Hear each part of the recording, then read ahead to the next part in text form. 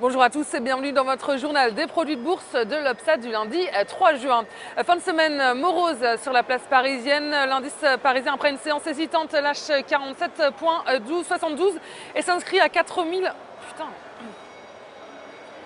Bonjour à tous et bienvenue dans votre journal des produits de bourse de l'Obsa du lundi 3 juin. Fin de semaine morose sur la place parisienne. Le CAC 40, après une séance hésitante, lâche 47,72 et s'inscrit à 3962 points. Et la volatilité a été alimentée par la publication d'indicateurs américains mitigés qui est du côté des valeurs sur la place parisienne. Plusieurs grands comptes ont tiré la tendance vers le bas, à l'image de L'Oréal qui lâche 1,91%, Sanofi est à moins 1,94% et France Télécom perd 2,94%. Et Wall Street termine dans le rouge également, une série d'indicateurs mitigés. Walt Disney est venu plomber la tendance. Les dépenses de consommation et les revenus ont fortement diminué aux États-Unis alors que les analystes tablaient sur une hausse. Et en revanche, les investisseurs ont bien accueilli la hausse de l'activité économique de Chicago sur le mois de mai. Et une actualité peu encourageante en Europe est venue alimenter la nervosité des marchés, avec notamment le recul des ventes de détail en Allemagne ou encore le taux de chômage record en zone euro. Et les investisseurs américains se montrent d'autant plus prudents que la semaine prochaine s'annonce chargée en indicateurs américains. Et puis du côté des valeurs, Dell gagne 0,90%. Le groupe informatique a une fois encore réaffirmé son soutien pour le projet de rachat du groupe, donc par son fondateur Michael Dell, et tout cela en vue d'une sortie de bourse de l'indice. Guess est à plus 10,97% après l'annonce d'un bénéfice trimestriel meilleur que prévu. Et les bancaires clôturent en ordre dispersé, en hausse chez Bank of America, Morgan Stanley ou encore Goldman Sachs.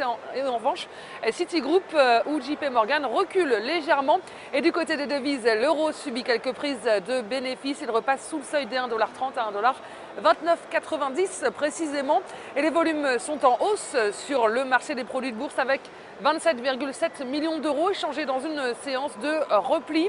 Et du côté de la répartition par type de produit, les certificats sont en hausse à 84%, les échanges et les warrants sont à 16%. Concernant les transactions, les certificats représentent 75% des échanges, les warrants sont à 25%. Et la répartition par sous-jacent nous indique que les indices sont en hausse avec 47% du marché.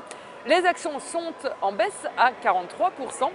Et si on regarde la répartition des transactions sur les warrants, on voit que les indices représentent 46% des échanges, les actions sont à 51%, le taux de change est à 1% et les autres warrants à 2%. Et on s'intéresse aujourd'hui au groupe de construction Vinci. D'un point de vue graphique, le titre s'est affranchi de la résistance à 38,50 € et marque de nouveaux plus hauts annuels. Il est par ailleurs soutenu par ses moyennes mobiles à 20 et 50 jours qui, elles, sont positivement orientées. Et de son côté, l'indicateur de vitesse RSI reste positivement orienté. Une nouvelle phase de hausse est ainsi envisagée en direction de 41,50 € et 43 €.